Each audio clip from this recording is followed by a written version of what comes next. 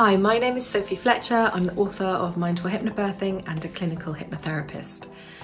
Now, today I'm going to talk to you about those last days of pregnancy. And there is a reason why I decided to do a little extra video on this, because after you've waited 9 months and you're in those last few days or weeks, it can just change how you're feeling. You may have been feeling very calm, you may have been burying your head in the sand, you may suddenly think, oh my gosh, it's only a few weeks away, or you may be really impatient and say, oh, I just want to meet my baby now.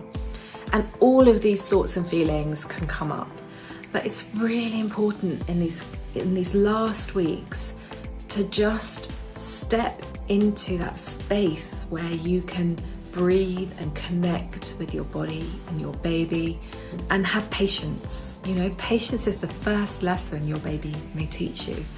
And we all are given a due date. I remember when I was given my due date, my mother said to me, Sophie, set your due date back 2 weeks from the one they've given you. And it was the best advice I ever had.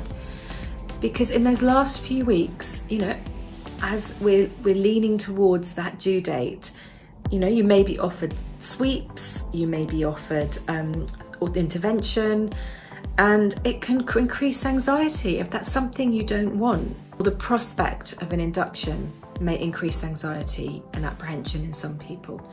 And just think about what that anxiety does. The last days of pregnancy, before your baby is born, your oxytocin starts to rise. It gets starting to get everything into place for your baby to be born. You might be getting contractions on and off, and then they might be dying away, and that's fine because that oxytocin is rising. It's just trying to find its pattern. And if adrenaline comes up, if it triggers your anxiety, fight or flight system, it can stop that oxytocin. So if the adrenaline rises, the oxytocin will drop. So many women come to me and say, oh, I've been offered a sweep and I really don't want it. I'm feeling really anxious about having an induction because I'm over my due date now.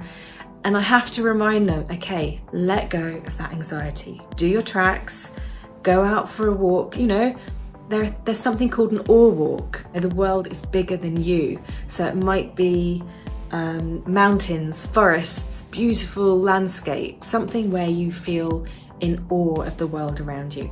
That triggers oxytocin.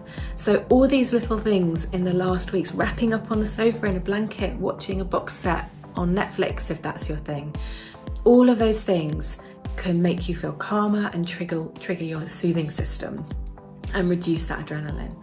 So those last few days and weeks are a brilliant opportunity to just reflect on that and also to take that time to prepare for the postnatal period if you haven't done that already.